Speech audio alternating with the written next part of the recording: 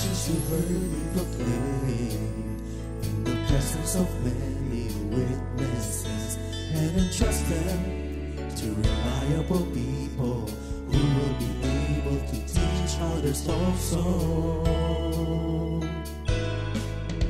Take the teachings you heard me proclaim in the presence of many witnesses, and entrust them to reliable people who will be able to teach others also. Take the teachings you heard me proclaim in the presence of many witnesses, and entrust them to reliable people who will be able to teach others also. Take the teachings you heard me proclaim in the presence of many witnesses, and entrust them to reliable people who will be able to teach others also. 2 Timothy 2:2. Hallelujah, 2 Timothy 2:2. Praise the Lord. 2 Timothy 2:2. You and me, let us proclaim the gospel. 2 Timothy 2:2. Hallelujah. 2 Timothy 2:2. Praise the Lord. 2 Timothy 2:2. You and me, Let us proclaim the gospel of Jesus Christ. Take the teachings you heard me proclaim in the presence of many witnesses, and entrust them to reliable people who will be able to teach others also. take the teachings you heard me proclaim in the presence of many witnesses, and entrust them to reliable people who will be able to teach others also. 2 Timothy 2:2. Hallelujah, 2 Timothy 2:2. Praise the Lord. 2 Timothy 2:2. You and me, let us proclaim the gospel. 2 Timothy 2:2. Hallelujah. 2 Timothy 2:2. Praise the Lord. 2 Timothy 2:2. You and me, Let us proclaim the gospel of Jesus Christ. The harvest is plenty, but the workers are few. But as for me and my house, we will serve the Lord. We will serve the Lord.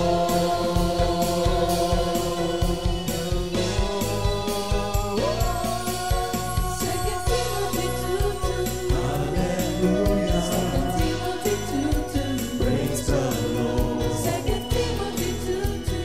You and me, let us proclaim the gospel.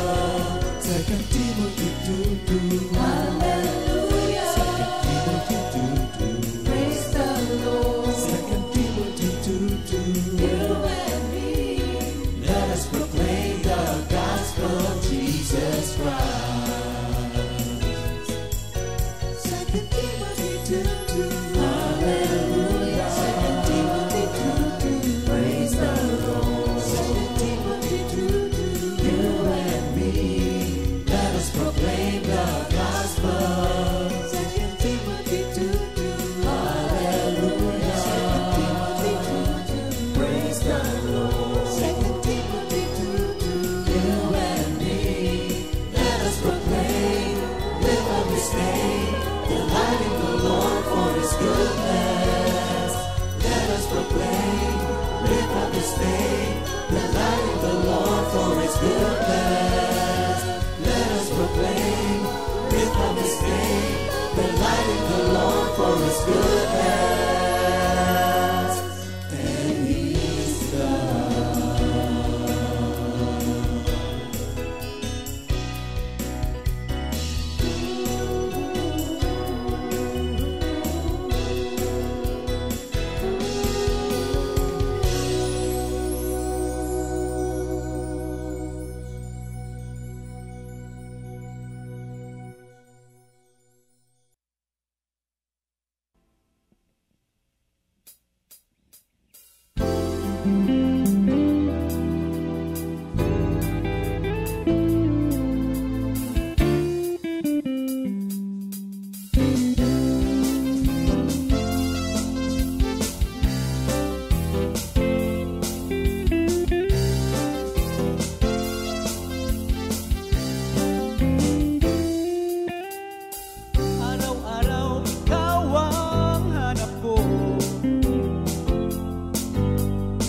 Laging laman ng aking isipan. Di ko mapigilan ang mapangiti pagkat sa piling mo'y langit. Pupurihin kita, Panginoon.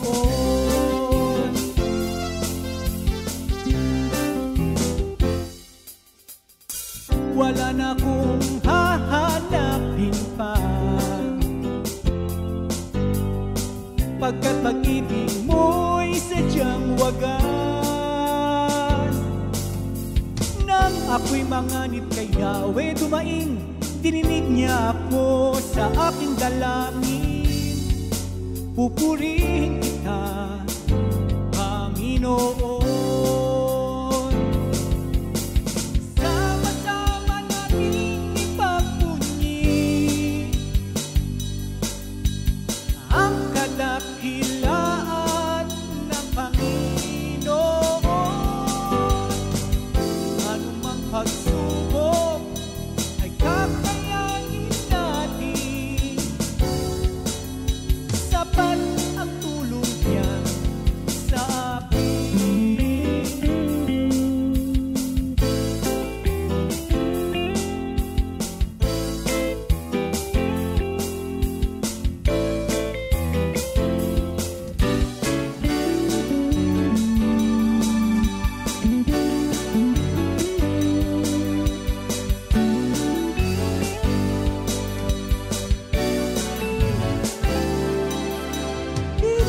Pigilan ang mapangiti pagkat sa piling mo'y langit.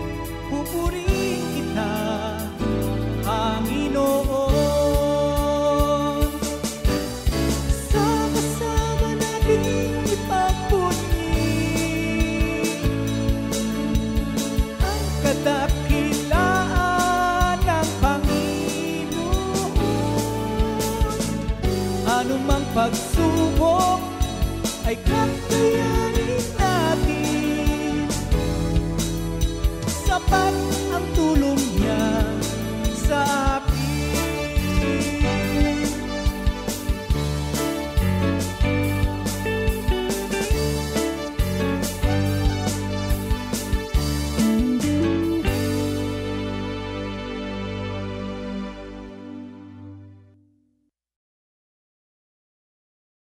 Glory to God, hallelujah. Magandang umaga po sa ating Panginoon, sa ating mga kapatiran na ngayon ay nandirito na sa ating sa worship center, at yung asing mga kapatid, mga mananampalataya na nakahanda na para manood, makinig at makiisa sa ating pag-aaral ng salita ng Diyos. To each and everyone, good morning! Good morning mga kapatid. At ang umagang ito'y punong-puno ng pagpapala para sa ating lahat mga kapatid.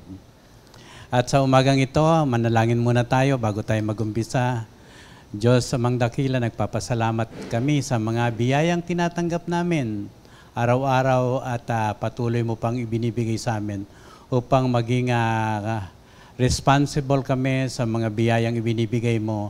Patuloy ang tulong ng Banal na Espiritu sa aming paglilingkod. Kaya nga sa umagang ito, muli, ini-invite po namin ang Banal na Espiritu na siyang tutulong sa amin upang maipahayag ng may katapangan, may kalakasan ng loob, of course, at kapalinawagan, light to the Word of God para sa amin upang lahat ng makakatanggap ng banal na salita sa umagang ito ay magkaroon ng enlightenment at maging ilaw sa kanilang buhay na sa pang-araw-araw na paglilingkod namin sa iyo, Lord.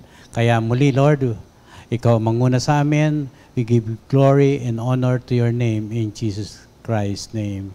Amen. Okay, purihin ang banal na pangalan ng ating Panginoon, ang ating memory verse of the week. Matatagpuan natin dito sa Ephesians 1, verse 12 sa New King James Version.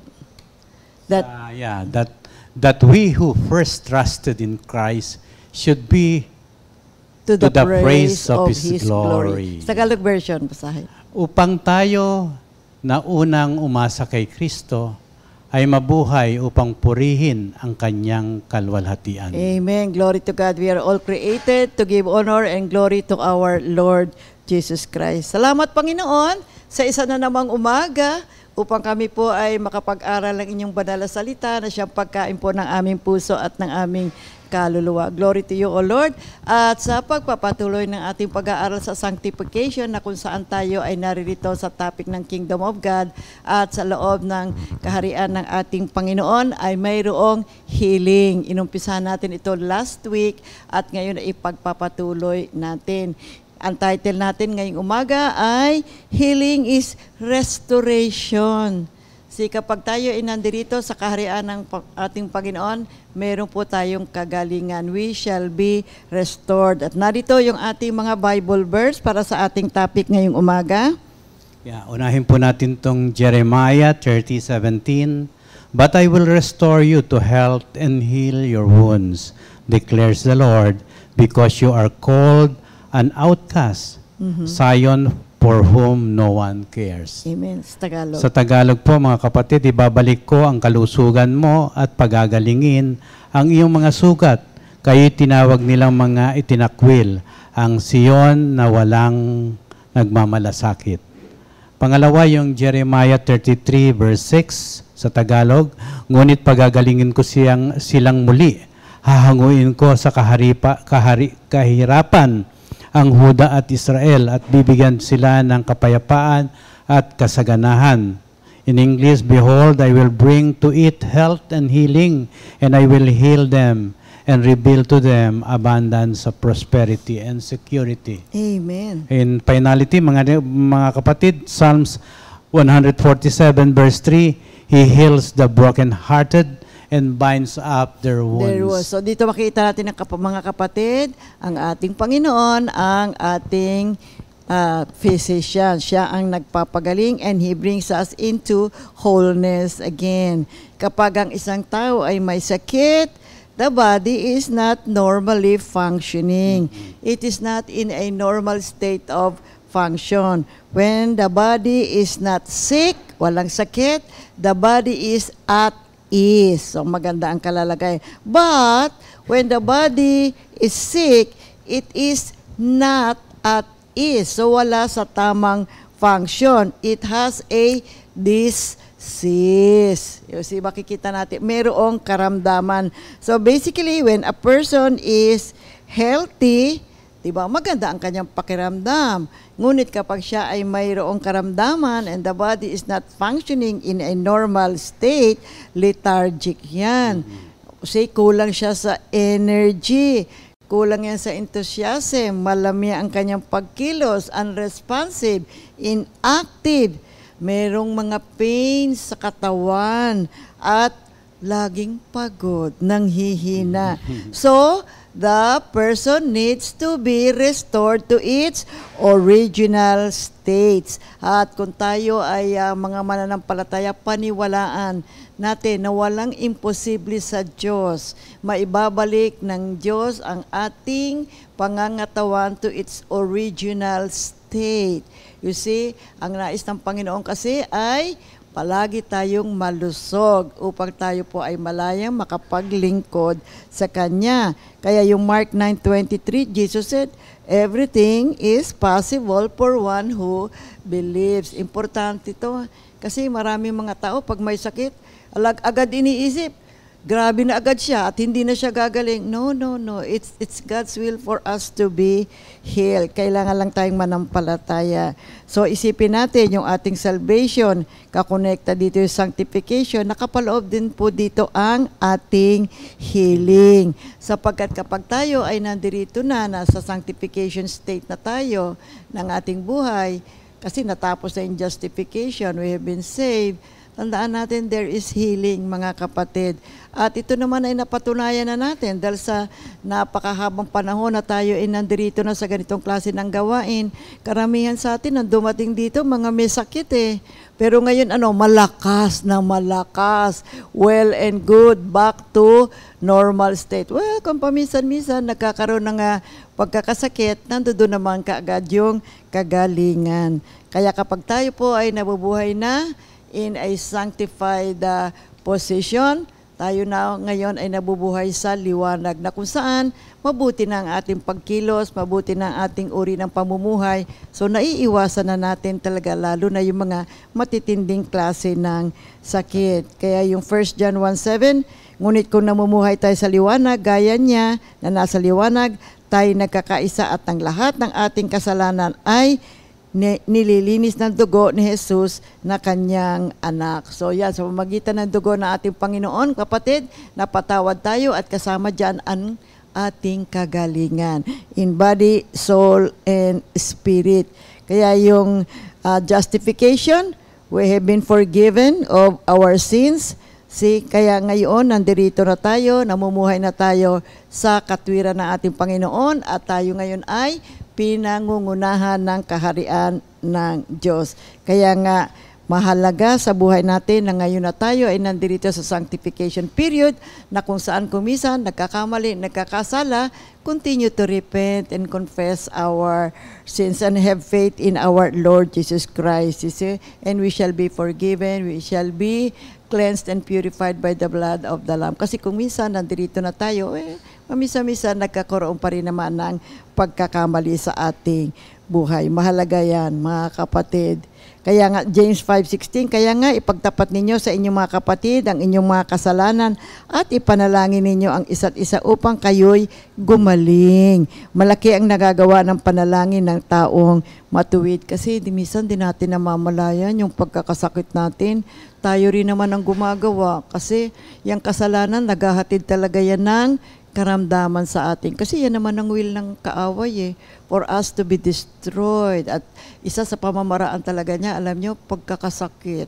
Kasi kapag hindi ka gumaling sa sakit mo, ay nako, mahabang panahon, nakaratay ka, wala kang energy, mahina ang katawan mo. Kapag ka hindi gumaling, what happens? It leads to death. You see? Kaya yung sanctification, tsaka yung healing, magkasama po yan, intertwined yan, mga kapatid. Pagdating sa konseptong Kristiyano, ito pong pag-aaral ng sanctification and healing ay magkakaugnay yan. With sanctification, ito po yung proseso ng becoming more holy and of course, Christ-like.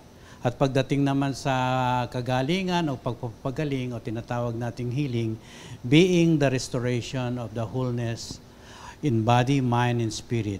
Kaya ito pong sanctification, pagpapabanal ay ongoing process ng transformation. Of course, with the power of the Holy Spirit or driven by the Holy Spirit that moves individuals closer to God, to God's likeness. Pagdating naman sa healing, ito po ay tinatawag nating resulta na rin ng sanctification natin, sapagkat it involves the restoration of brokenness and the bringing of wholeness into a person's life. The term sanctification, palagi po nating pinag-aaralan ito. Ito po it derives from the Greek word hagiasmos, H-A-G-I-A-S-M-O-S, which signifies being set apart and made holy. Ito po isang proseso ng transformation wherein the individual surrender his will to God and allowing the Holy Spirit to work within them to purify their hearts and minds. At ito po ay i-guide sila toward holiness. Ito pong prosesong ito, it involves a change of heart, a desire to love God at to love others, and also a shift in perspective as one embraces truth. Sapagkat kailangan po ang katotohanan, ang tunay na katotohanan na tanggapin natin na ang proseso ng Diyos ay mainam para sa ating pagpapagaling at pagpapabanal. And of course, when it comes to healing in the Christian concept, Ito po it encompasses a holistic approach to restoring wholeness. Yes. This can involve physical healing from illness, emotional healing from past hurts, yung mga sakit, yung mga naramdaman Emotional natin akala natin ay nakabubuti pero ito'y nagbibigay sa atin ng pagkakasakit. Yung mga iniisip nating nakaraan na wala naman dapat isipin na ito pa'y makakaigi sa akin, mandi ito'y nakakasama sa akin. Kapag ito pa'y nangyari sa atin, of course, kailangan natin ng spiritual healing from the effects of sin. Kasi kasalanan din naman na isipin mo lagi na ang mga nakaraan mo ay lagi na lang magkakaroon ng negative feeling sa iyong body. It is often understood as a result of God's grace and consequence of sanctification. Ibig sabihin, kapag nangyayari ang itong emotional pagpapagaling, physical healing, ito po'y tanda ng pagmamahal sa atin ng Diyos na being sanctified and through the power of the Holy Spirit, nagkakaroon po tayo ng experience ng restoration and wholeness as we surrender our life to God and embrace His healing, mga kapatid. Okay, ano ba ang relationship ng sanctification at saka nung healing? You know, they are closely linked together. You see, as individual become more sanctified, they are more open to receiving God's healing grace na kung saan ay nagagamot yung mga hurts, yung mga brokenness, yung mga iba't ibang mga damdamin na hindi makabubuti sa isang tao. Kaya yung process po ng sanctification leads to healing. It is a new way of living. We embrace a new way of living, a new lifestyle. Di natin namamalayan, tayo po ay nag-undergo ng healing. At sa pamagitan ng pag-aaral ng katotohanan, kaalaman ng katotohanan, at pagtanggap ng dakilang pag-ibig ng Diyos, naku mga kapatid, gumagaling po tayo habang tayo ay nandirito sa sanctification process ng ating buhay. So healing is a form of restoration. You see, it involves the process of bringing something back to the state of wholeness. Nabubuo tayong muli. Dahil kasi nga, sabi natin, kapag merong pagkakasakit, we are not normally functioning. Yung ating katawan, there are certain organs or areas of our body na hindi po normally functioning. So kapag tayo po ay nag-undergo ng healing, ibinabalik po tayo to our original state ng ating katawan. Mahalaga po yan, mga kapatid. At yan ay natatanggap natin habang tayo ay naririto sa loob ng kaharian ng ating Panginoon. Yeah. Kaya bigyan pa natin ng mahalagang kahulugan itong binanggit kong healing, no? Emotional, spiritual, and physical. Pagdating po sa physical healing, when someone recovers from illness, mga kapatid, or injury, the healing process is a form of restoration, bringing the body back to a healthy state, mga kapatid. At pagdating naman sa emotional healing, similarly, healing from emotional trauma or distress is a restorative process. Ito po'y tinutulungan ng individual na ma-regain ang kanyang emotional stability and well-being. Pagdating naman sa spiritual healing, sa konteksto naman, kailangan po natin ng relasyon sa Diyos. This refers to our relationship with God. Pag-aaral ng kanyang banal na salita, natanggapin natin na ang prosesong ito ay makapagdudulot sa atin ng spiritual healing. Kasi pag malayo ka sa Diyos, sinong lalapitan mo? So yung espiritu natin na nasa atin na kailangan makaabot sa Diyos nating nag-create sa atin. So, ang pagpapagaling ay makikita bilang panunumbalik ng connection natin sa ating Panginoon. Sa ating relasyon sa ating Diyos. And of course, paghahanap ng kanyang kalooban na nagbibigay ng kapayapaan at kabuuan ng ating buhay spiritual. Sa ang konteksto po ng restoration can also extend beyond physical or emotional healing. It encompasses the rebuilding of relationships. Dahil kasi mayroon namang mga hindi pagkakasundo din sa mga Oo. relasyon, sa kapwa. Kaya nangyayari itong mga emotional, Nagkakaroon din ng spiritual, healing. pagkakasakit. And of course, maski na sa community, nagkakagalitan ng mga kapitbahay. Hindi nagkakasundo. Oo. O kailangan din ng healing doon, healing of relationships. Oo. Kaya in essence, sa katapusan, sa pangkalahatan mga kapatid, healing is often a specific type of restoration, focusing on the recovery of health or well-being. Oo, at saka kung ano man ang mayroong sira ay ating ibinabalik to its original state. So God delights in healing. Alam niyo bang nakasisiya sa puso ng Diyos kapag ang isang tao ay bumabalik sa original state o kabuuan ng kanyang pagkatao at kalusugan. Sa Psalm 105 verse 37. 105 Verse 37 sa Good News. Pagkatapos nito, ang bayang Israel kanyang inilabas. Malulusok sila't lumabas na dalay mga ginto't pilak. Sa English, then he led the Israelites out. They carried silver and gold, and all of them were healthy and strong. Wow. Wow, purihin. Alam, during the Old Testament times, 3 or 4 million na tao, ni isa sa kanila walang mahina. Lahat silang malakas. Ano nangyari? Kasi each family ay mayroong in-slain na lamb. So pinatay nila yung lamb at nilagay nila yung dugo sa kanilang doorpost at kinain yung lamb. And the lamb was a type of Jesus, our sacrificial lamb. So accept His blood, accept His body, and what happens? Healing is yours. Jesus was wounded for our transgression, nahirapan, namatay, dakila ang Panginoon. He was bruised for our iniquities, kaya yung chastisement ng ating kasalanan was poured out upon Him. And so therefore, by His stripes, we are healed. Isaiah 53 verse 5. Kaya tayo po mga kapatid ay mayroon ngayong kagalingan sa pamagitan ng ating Panginoong Hesukristo. Kaya ang Diyos, He delights in healing. Alam nyo, walang sakit ang pwedeng mamayani sa kapangyarihan ng Diyos. Talo ang anumang pagkakasakit sa kapangyarihan ng ating Panginoon. Kailangan lang ho tayo manampalataya. Kasi kung minsan, pag pagagalingan ka ng Diyos, hindi, tagal-tagal lang nga ng sakit ko, hindi ako pinapagaling ng Diyos.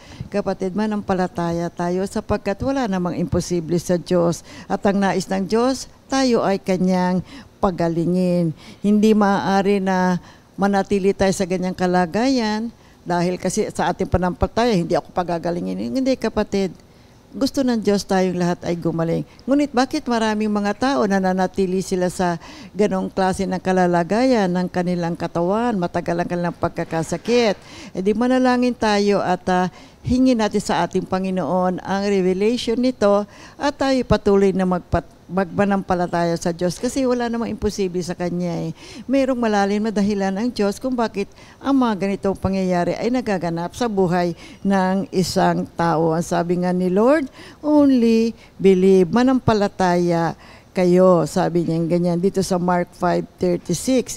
Kasi if you believe, everything is possible. Mark 9:23. Just simply believe.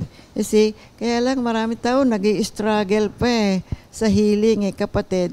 Ilagak natin sa ating Panginoon ang ating karamdaman. Ilagak natin sa ating Panginoon ang ating pananampalataya. Romans 1:17, the just shall live by faith. So, live by faith, not by healing.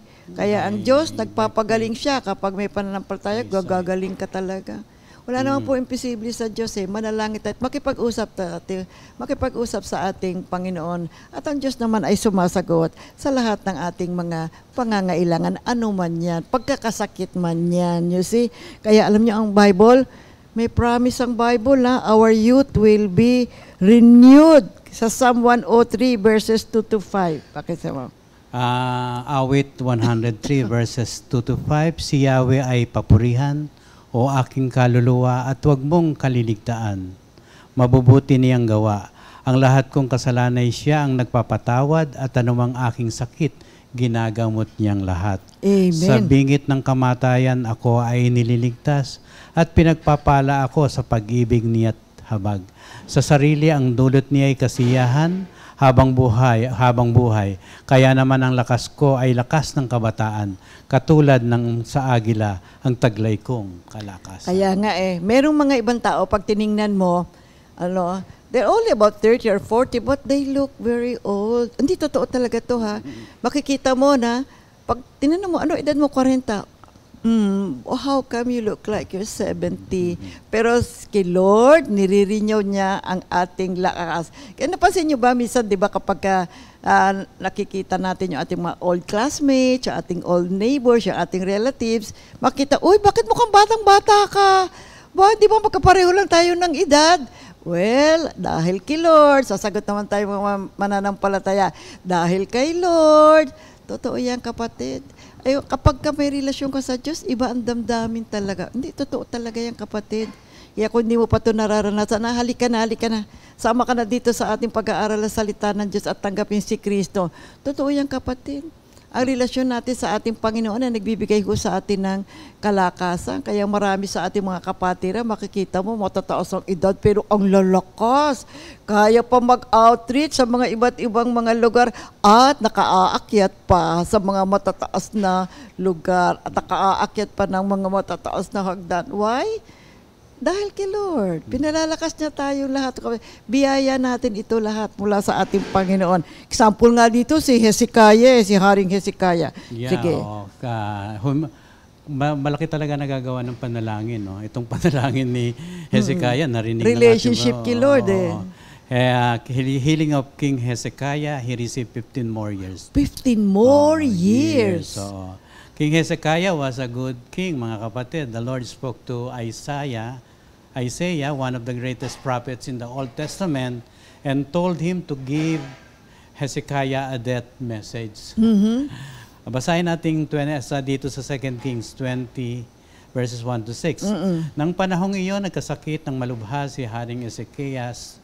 Dinalaw siya ng propetang si Isaias na anak ni Amos at sinabi sa kanya, "Ipinasasabi ni Yahweh na ayusin mo ang iyong kaharian sapagkat malapit ka ng mamatay. Hindi ka nagagaling sa sakit mong iyan."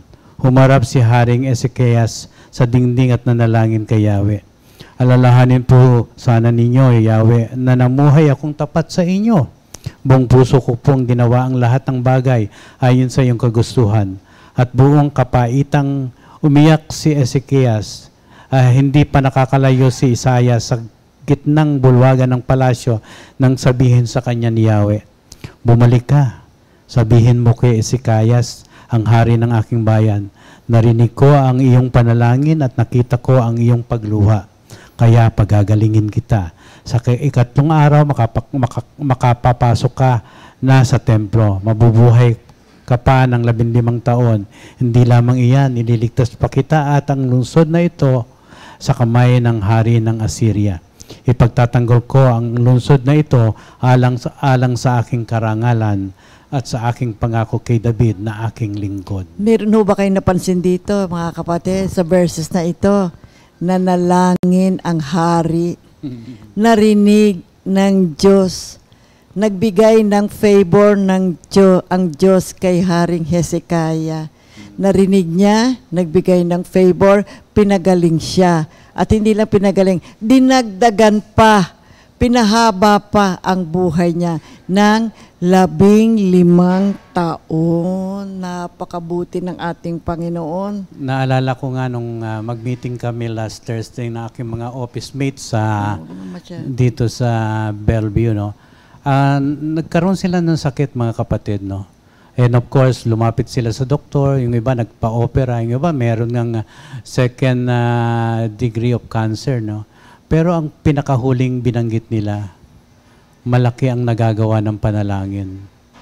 Hindi lamang sila nagkaroon ng kagalingan mula sa mga medisina, sa mga doktor, pero ang huli nila, napakalaki ng nagagawa ng panalangin, ng tulong ng Diyos upang pagalingin ka. Yun lang ang nabanggit nila sa amin, mga kapatid.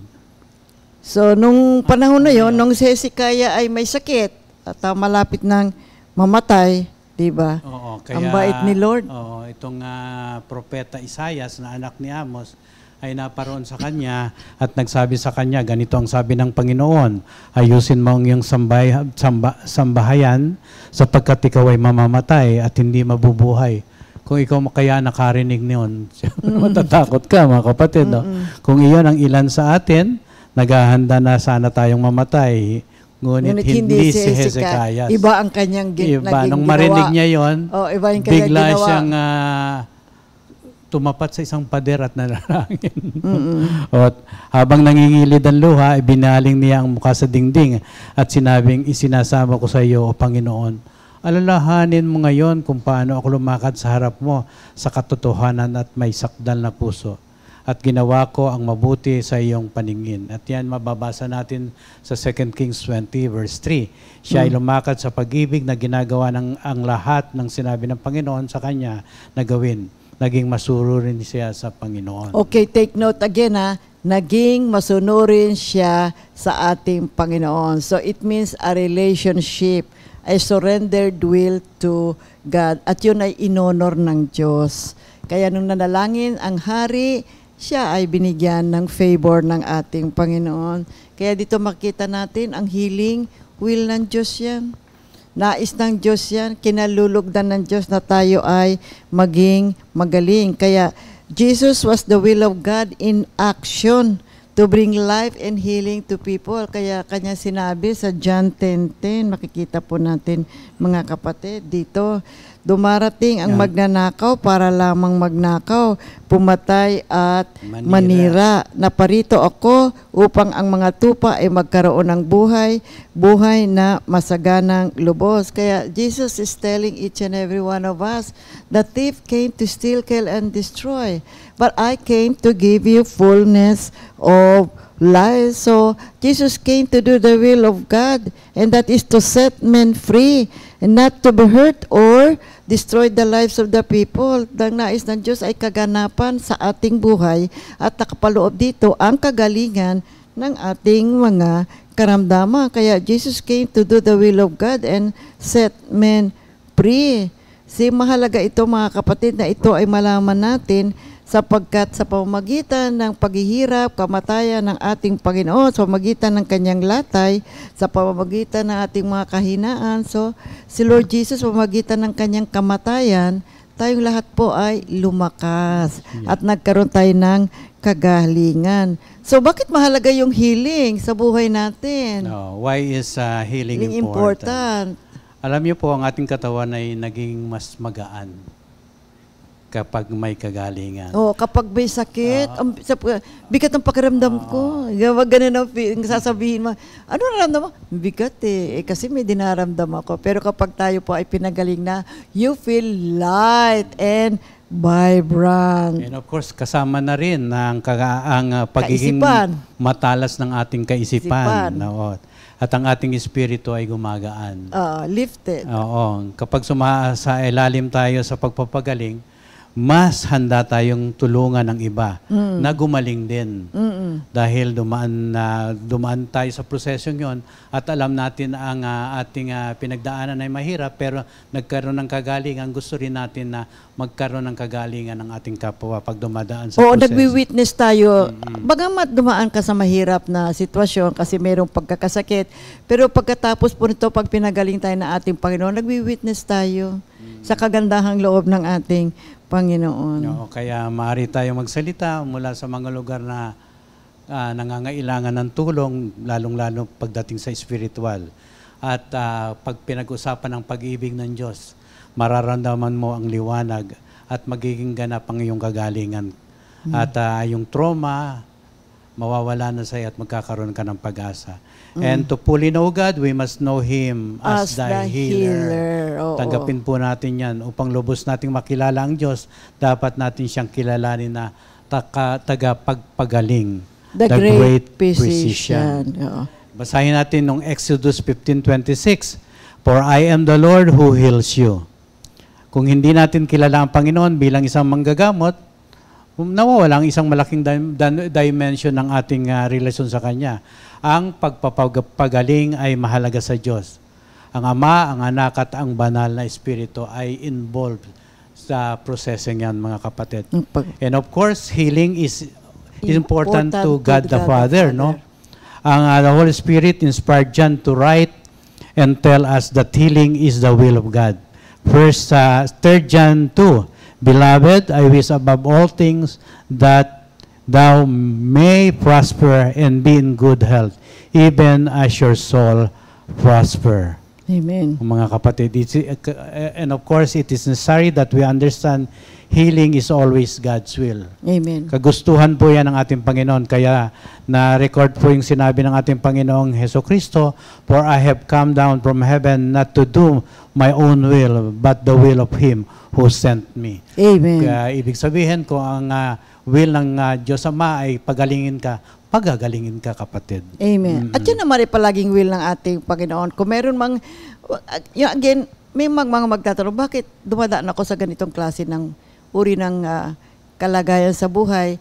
Manalangin po tayo, kapatid, and God will give us a revelation. So, healing is important to the Father. Next is, healing is important to Jesus, the Son of God.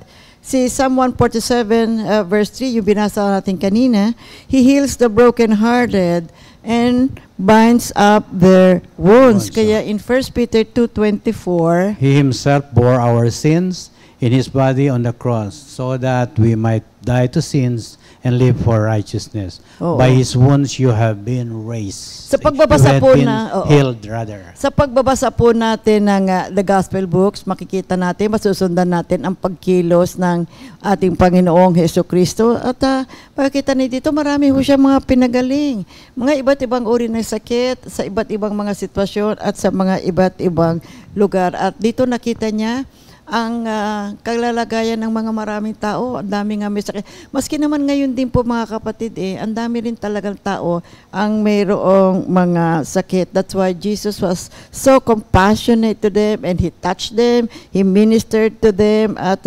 pinagaling niya ang mga may sakit. Example natin dito yung Mark 1:40-41. May isang taong may ketong ang lumapit kay Jesus.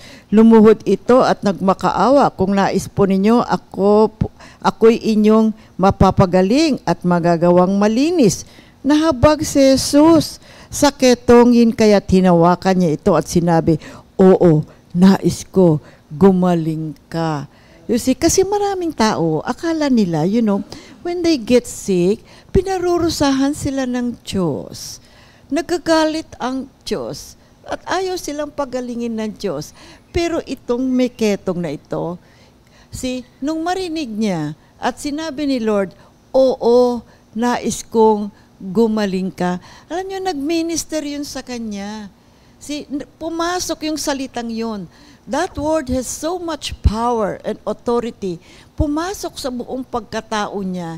Yung pag-ibig ng Diyos, yung delight ng Diyos na magpagaling, yung kapangyarihan ng Diyos na gumaling, and you know what happened? Gumaling! Talita pa lang yun, no? And this gives us an important lesson.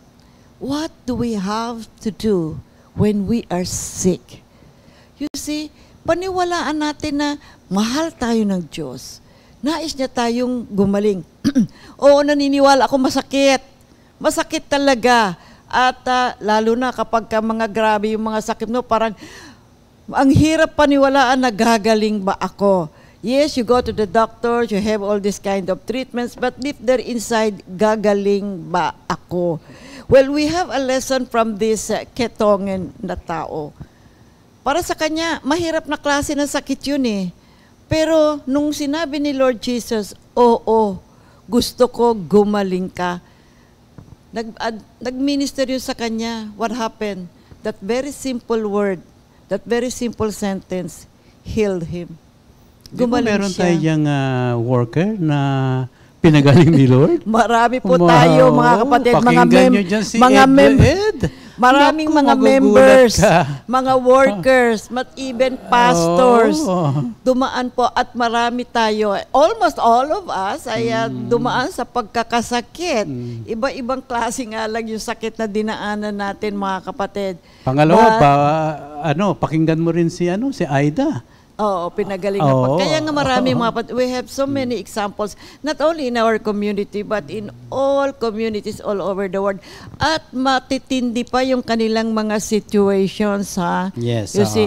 And we also heard of yung mga namatay na, di ba? Nabubuhay na muli. Yan po ay kapangyarihan ng pag-ibig ng ating Panginoong Hesukristo na tayo ay kanyang pinagagaling.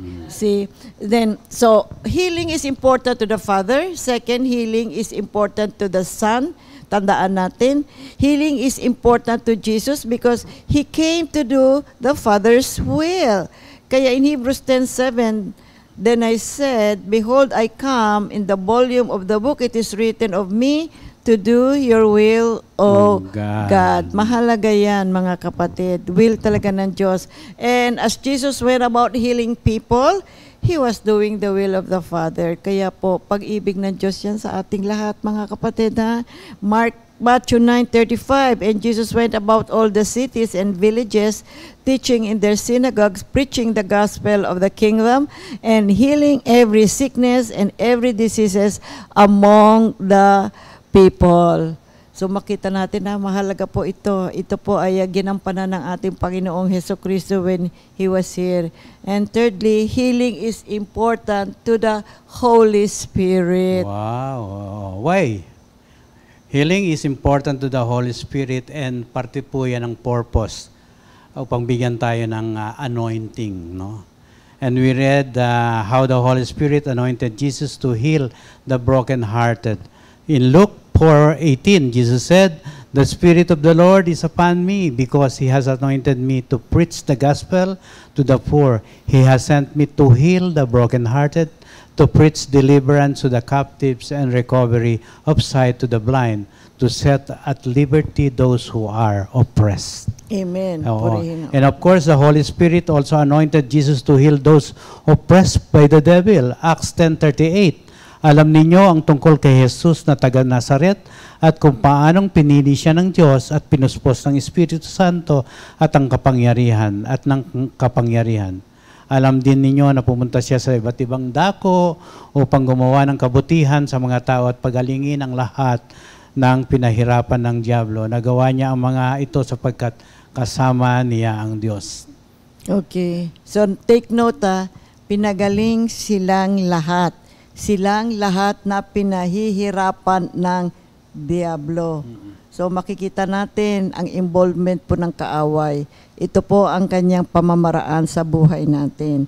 Ang pagkakasakit ay isang paraan ng kaaway upang tayo po ay sirain. Pero inanoint ng ating Diyos Ama, si Lord Jesus, you see, ng kapangyarihan upang siya po ay gumala at pumunta sa iba't ibang mga lugar, at siya ay nagpagaling sa lahat ng pinahihirapan ng diablo at nagawa niya ito sapagkat kasama naman niya ang ating Diyos Ama sa langit. Ikaapat, healing is important because healing confirms the Word of God. Ang healing, pinagtitibay niya ang salita ng ating Panginoon. You see, ang pagpapagaling ay mahalaga sapagkat sa pamamagitan ng salita ng Diyos, mga kapatid, ito po ay makapangyarihan at may authority sa ating buhay. Kaya nga sinabi ng Panginoon sa Mark 16:20, Humayo nga at nangaral ang mga alagad sa lahat ng dako. Tinulungan sila ng Panginoon sa gawaing ito. Pinatunayan niyang totoo ang kanilang pinangaral sa pamamagitan ng mga himala na ipinagkaloob niya sa kanila. Kaya inaatasan tayo ng Diyos na pumunta sa lahat ng dako na may kasamang mga tanda upang patunayan ang kanyang salita. Ang mga mata ng tao ay nakatingin sa katotohanan ito at sa pamamagitan ng pagpapagaling ito ay nagpapatibay ng katotohanan ng salita ng ating Panginoon. Kaya ang mga banal na salita ng Diyos ay nagpapahayag that God is our healer And God is our deliverer. Mula pa sa Old Testament hanggang sa New Testament, ay makikita natin na ito ang desire ng Panginoon para po sa ating lahat. To make us whole again in body, soul, and spirit. So whether through miraculous healings or quiet inner renewal, ang Biblia ay nagtuturo sa atin na ang Diyos, sige, tumutugon siya sa ating mga panalangin, ang pangangailangan ng ating katawan. At habang binabasa natin itong mga Bible verses na ito tungkol sa healing at deliverance, remember, my dear people of God, as we read these holy words of God, they are not just meant to be read, but to be understood, to be meditated upon, and believe the word of God. Because by believing, we shall receive the blessing that we are asking for. Mahalaga ito. So we have to reflect on these words deeply at with all our hearts, praying to God, and truly we shall receive the promises of the Word of God. So makikita natin ano ang kahalagahan ng healing na ito sa kamatayan ng ating Panginoon. Ngayon, kung ating pong i-ignore ang pangako ng salita ng Diyos sa pamamagitan ng kamatayan ni Kristo, tayo may kagalingan, ay naku, we miss the mark. We are actually ignoring the grace of God. See, we may be suffering kung hindi naman po natin paniniwalaan ang kamatayan ng ating Panginoong Hesukristo, ano po ang magaganap? Diba? Sayang naman mga kapatid. God will still be God. We simply have to obey Him. So, if we don't minister healing to the sick, so kailangan sabihin natin sa mga tao, may kagalingan sa ating Panginoon. See, we need to tell them about the love of God through healing, di ba? Pag hindi natin ibinahagi yan, ano nangyayari sa grasya ng Panginoon? Nasasayang. Maraming mga tao, kapatid, huwag ho natin sasayangin ang grasya ng Diyos. Ang buhay natin po ay grasya lamang ng Diyos. Do not misuse the grace of God. Huwag nating baliwalain ang grasyang ito na ibinigay sa atin ng ating Panginoon. Kaya yung Galatians 2:21, Hindi ko tinatanggihan ang kagandahang loob ng Diyos. Kung ang tao ay mapapawalang sala, sa pamagitan ng kautusan, walang kabuluhan ang pagkamatay ni Kristo. kaya yung buhay natin, grasya lang mula sa ating Diyos. Mga kapatid, huwag natin sasayangin. Ang katawan natin ito, templo to ng banal na Espiritu. And then next would be, healing is important because it saves lives. Yes, Kasi kapag hindi ka gumaling sa sakit mo, ano mangyayari sa iyo? Di ba, mamamatay ka? Healing saves. Healing saves the lives of everyone. including your family. Yung family, yung friends mo, everyone who is sick. Kapag hindi ka na natiling magaling, hindi ka lumakas, what will happen? Wala, useless eh. And the worst of it all, mamamatay ka talaga eh. Kaya kailangan alam natin yung salita ng Diyos. Kaya Yes. sinabi nga ni Hosea Sa Hosea 4:6. Nalipo lang aking bayan dahil sa kamangmangan, sapagkat itinakwil ninyo ang karunungan. Itinatakwil ko rin kayo bilang pari, at dahil kinalimutan ninyo ang kautusan ng inyong Diyos. Kalilimutan ko rin ang inyong mga anak. My people perish because of lack of knowledge. Okay, And importante of course, po. Psalm 107, verse 20, anong sabi niya? He sent out His word and healed them. He rescued them from the grave. Oo nga eh. Okay. So, ika-anim, alam nyo, healing for our body and soul is a provision that Provision. God has made for us. Kasama po yan sa ating salvation, mga kapatid.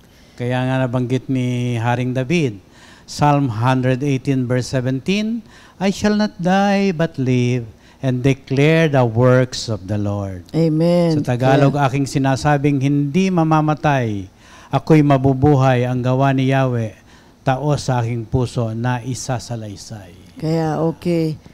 Kaya divine healing is considered a part of God's redemptive covenant. And it is a blessing available to those who believe. Kaya yung kamatayan ng ating Panginoong Hesukristo provided not only forgiveness of sins, but also a means for healing. body, soul, and spirit natin, mga kapatid. Si Redemptive Covenant, it emphasizes that God established a covenant with humanity, a promise of restoration and physical well-being. Purihin ang Panginoon. Restoration and reconciliation, which includes spiritual and physical well-being natin sa buhay natin. So, healing is a blessing. Healing is a gift from God within this covenant, a demonstration of His love and care for each and every one of us.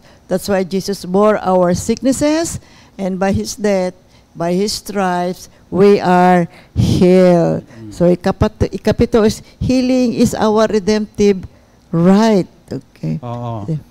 Bakit ba redemptive right? Because it is included in God's redemptive plan. Yan, mga Amen. kapatid. Okay. Kaya si Jesus ay nag-provide ng divine healing on the cross in His death, burial, and resurrection. Just as He provided remission for our sins, therefore, we also have a redemptive right to divine healing. Yan po ang Yes. binabanggit dito. Kaya yung revelation of healing in God's Word has kept many from dying early. Oo naman. Oo. Alam nyo, ang pagkakasakit, wala naman din pinipili yan eh. No? Ang kamatayan, wala naman din pinipili yan.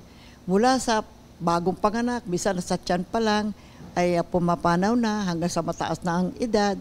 Pero sa pamamagitan po ng healing, dahil sa dakilang pag-ibig ng Diyos, ano nangyari? Nananatiling malakas at buhay ang maraming mga tao. Kaya yung James 5:14 to 15, Ito, ginagamit ito ng mga manggagawa, no? May sakit ba ang sino man sa inyo? Ipatawag ninyo ang matatandang pinuno ng iglesia upang ipanalangin siya at pahiran ng langis sa pangalan ng Panginoon. Pagagalingin ng Diyos ang may sakit dahil sa panalangin may pananampalataya. Palalakasin siyang muli ng Panginoon. At kung siya ay nagkasala, patatawarin siya sa kanyang mga kasalanan. purihin ng Panginoon. Oo. Kaya, of course, napaka-importante nito, mga kapatid. Healing is part of the Great Commission. Yan, Kasya. mga kapatid. So, healing was an important part of the training and ministry of Jesus' disciples and followers. Kaya, just as Jesus went about healing the sick, He commanded the 12 disciples to do the same. Basahin natin yung Matthew 10, 1 to 1, verses 1, 7 to 8. And when He had called His 12 disciples to Him, He gave them power over unclean spirits to cast them out and to heal all kinds of sickness and all kinds of disease.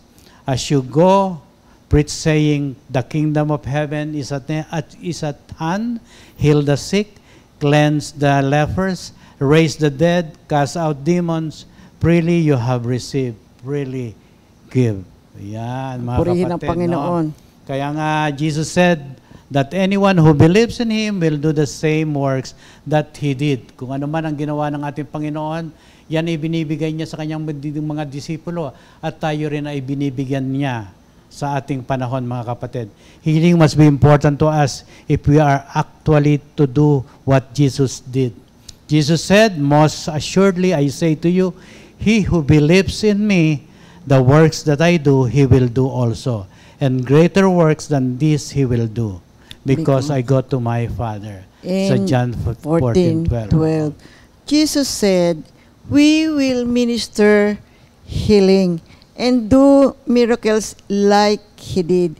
Laying hands on the sick and ministering healing is part of the Great Commission that Jesus gave to all believers. See, He said, if you love me, keep my commandments in John 14, verse 15.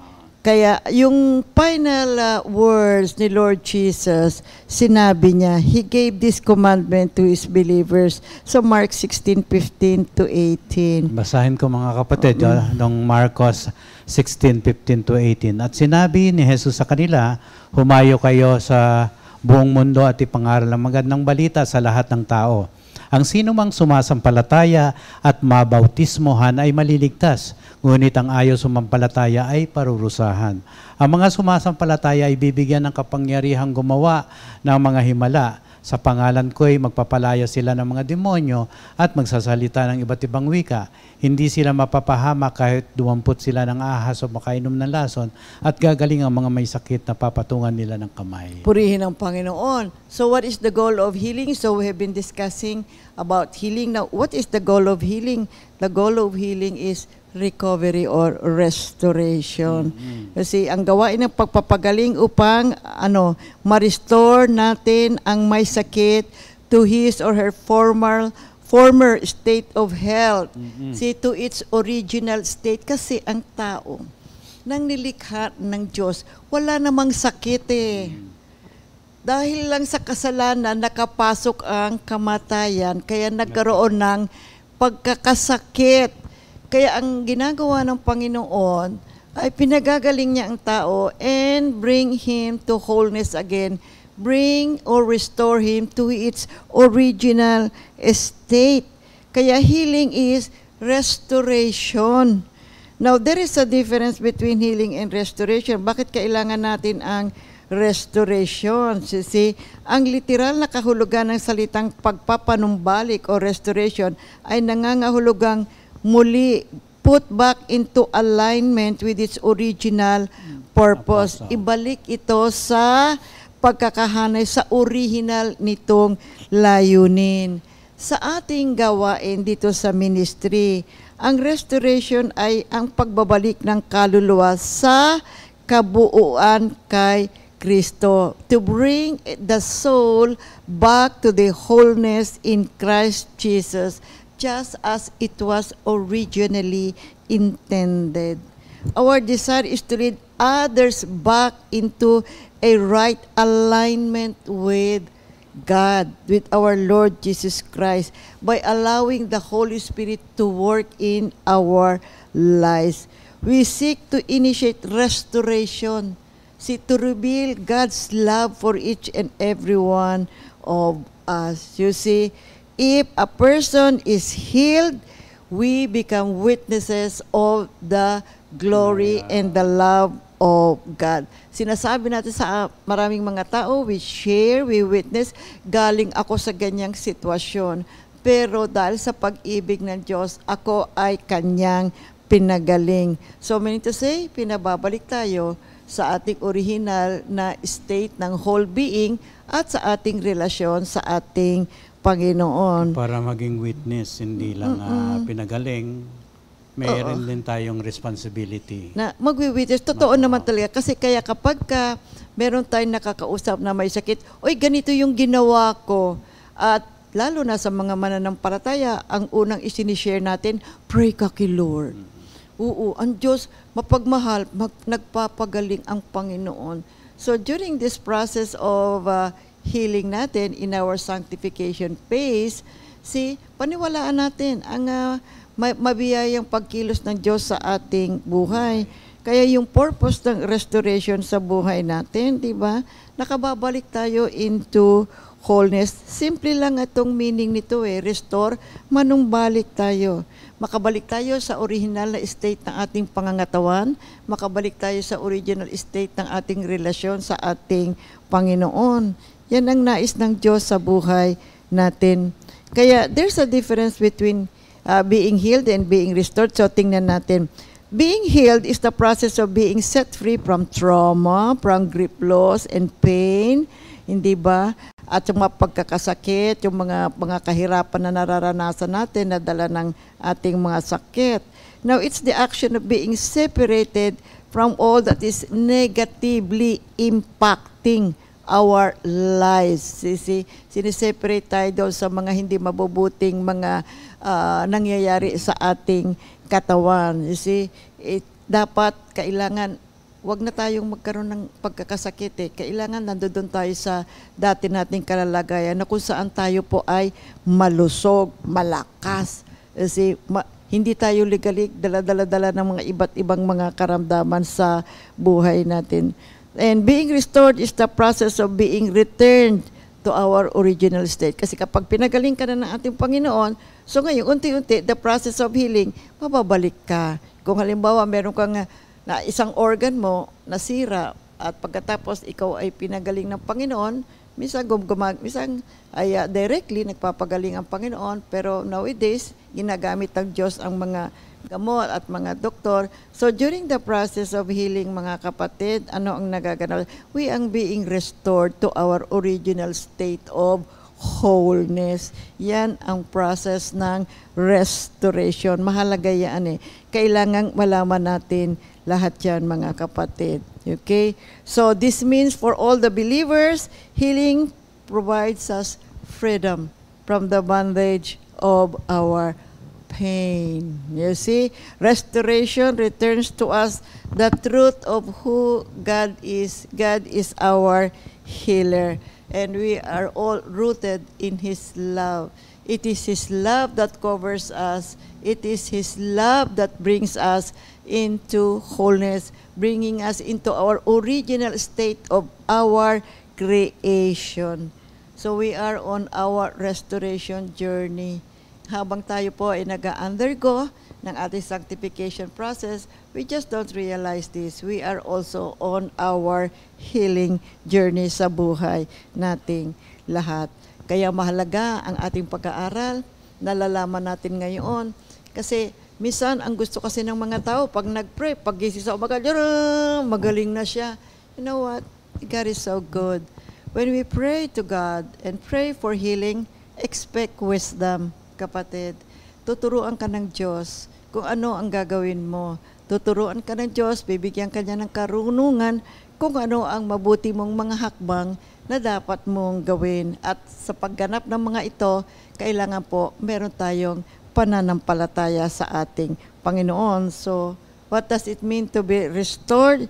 You see, we are back to our original state at original function or condition ng ating katawan. So, yan ang gusto ng Diyos sa ating lahat, ang gusto ng ating Creator sa buhay natin. Wala na tayong pain, wala tayong mga lingering illnesses sa buhay natin. But then, alam naman natin ang katotohanan, kung minsan nagkakaroon pa rin ng mga pagkukulang at nagkakasakit pa rin tayo.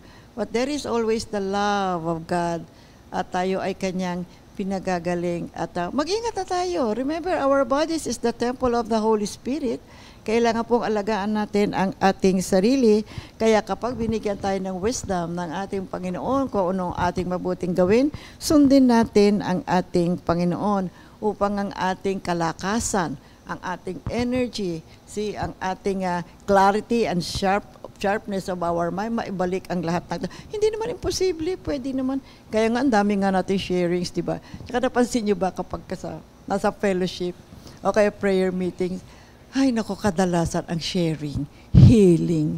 Right? Di ba? Makita mo. At nakakatuwa naman. Lahat naman sila pinagaling.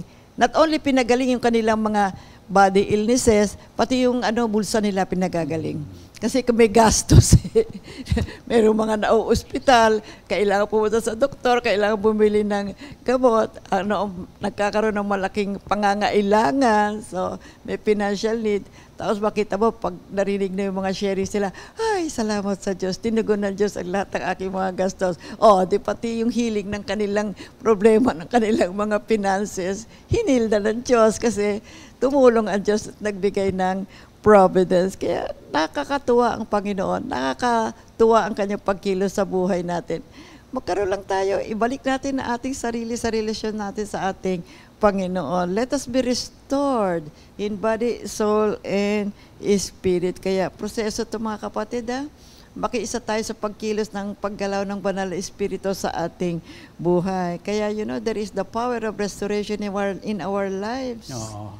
Kung di ba pag nakakita ka na restored na kotse, yung makina na buo uli at napaganda yung sasakyan, wow! Tapos tatakbo siya ng mahusay tulad ng good as new. Good as new, di ba? Nakatutuwa, di ba? Tayo rin, mga kapatid, pag na-restore ang ating buhay, physical, emotional, and spiritual, di ba? Nakalulugod kang tignan. From at the ikaw outside, mismo, masaya ka. Nagmamanifest from the inside out. So, nakikita kang maligaya, At ang kagaligayahang nakikita sa iyo ay nagmamanifest din sa Kanya. Uy, gusto kong mangyari din sa akin yan. Kaya itong kapangyarihan ng restoration sa ating buhay ay napakahalaga.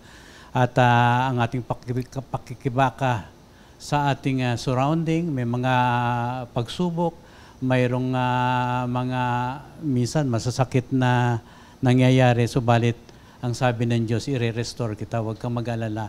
At gamitin mo yung restoration na yan sa iyong buhay sa pagbibigay ng karangalan sa akin. Giving glory to me and worshiping me through the Spirit.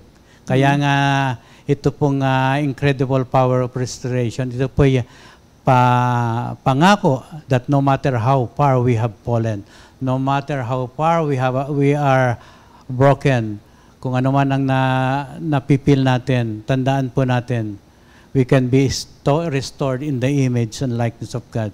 Claim it with dignity and purpose, mga kapatid, because it means that we can turn our adversities into lessons, our failures into stepping stones, and our despair into hope, mga kapatid. Amen. And of course, healing is Liberation. Liberation. May freedom po yan. We are now free. Oo. Kasi ang pagkakasakit, alam nyo, bandage yan. Kino-confine ka lang sa isang sitwasyon ng buhay. Pero kapag tayo po ay pinagaling ng Panginoon, pinalalaya tayo. You know, when there is sickness, there is pain. There is loneliness. There is sadness. You see, there is worry. There is anxiety. Kasi marami na pumapasok sa kaisipan ng mga tao.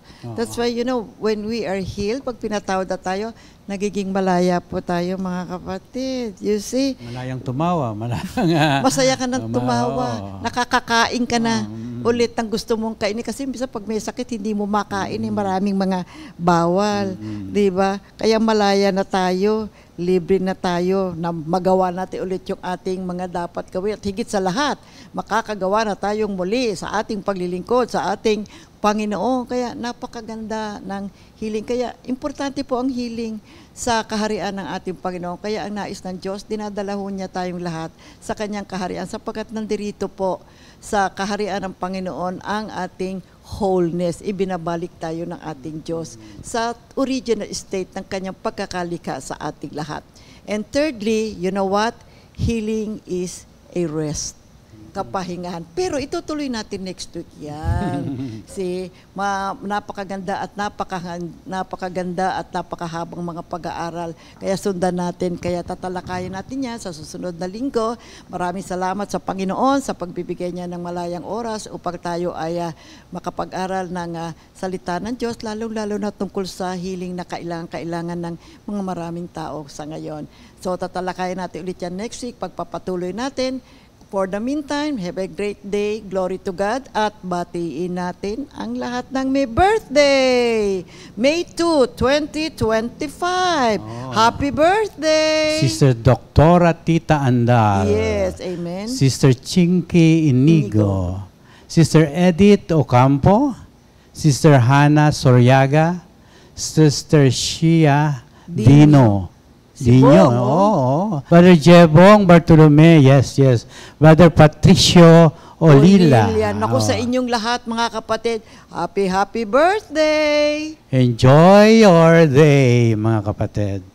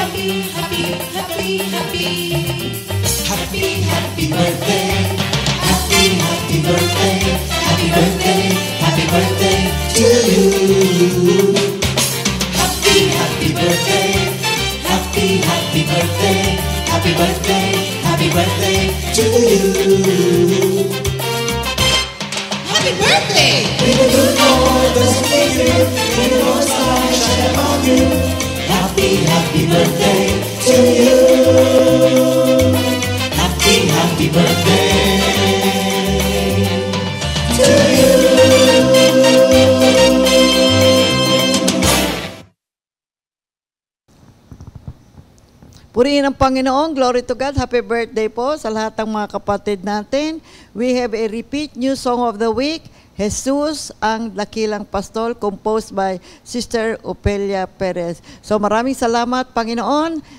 Glory to God, hallelujah, and to each and everyone, magkasama-sama tayong muli sa susunod na linggo para po sa pagpapatuloy ng ating mga pag-aaral. Praise the Lord, glory to God. Closing prayer tayo. Yes, salamat Panginoon sa mga mensaheng ipinarating mo sa aking mga kapatid. Patnubayan mo sila, Lord, as they go with their spiritual life, at pagpalaan mo po sila at patuloy na ingatan. Ang liwanag ng iyong ilaw ay magbibigay na sa kanilang ng kahabagan, at of course, ang ilaw mo pa rin ang magbibigay ng kapayapaan sa kanila. All for your glory. In Jesus' name we pray. Amen. Thank you, Lord, and God bless everyone.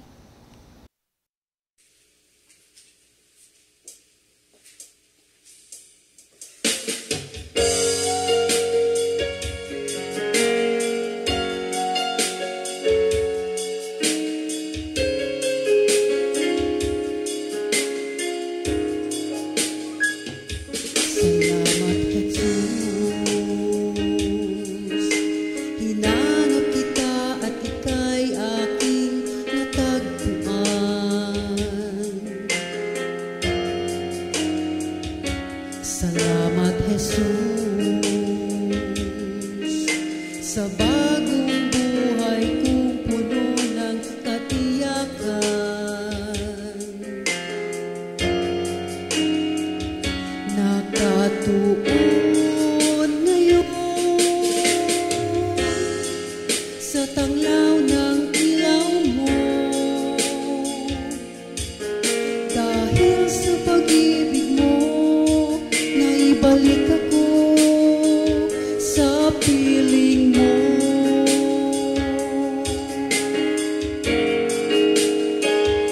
Salamat, Jesus. Papuri ko sa'yo'y walang hanggan. Dalangin ko ngayon sa tuwi na ay maging tapat. Papuri, pasasalamat ang maiaalay sa lahat ng kabutihan mo na aking namamalas at namamasdan.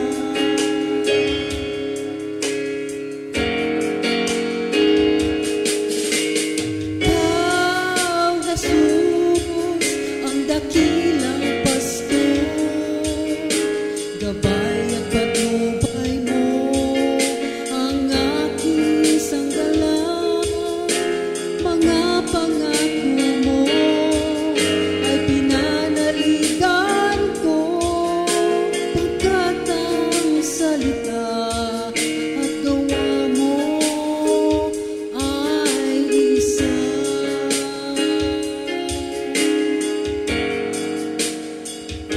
Salamat, Jesus. Papuri ko sa'yo'y walang hanggan. Dalangin ko ngayon sa tuwi na ay maging tapat. Papuri, pasasalamat ang maiaalay sa lahat ng kabutihan mo na aking namamalas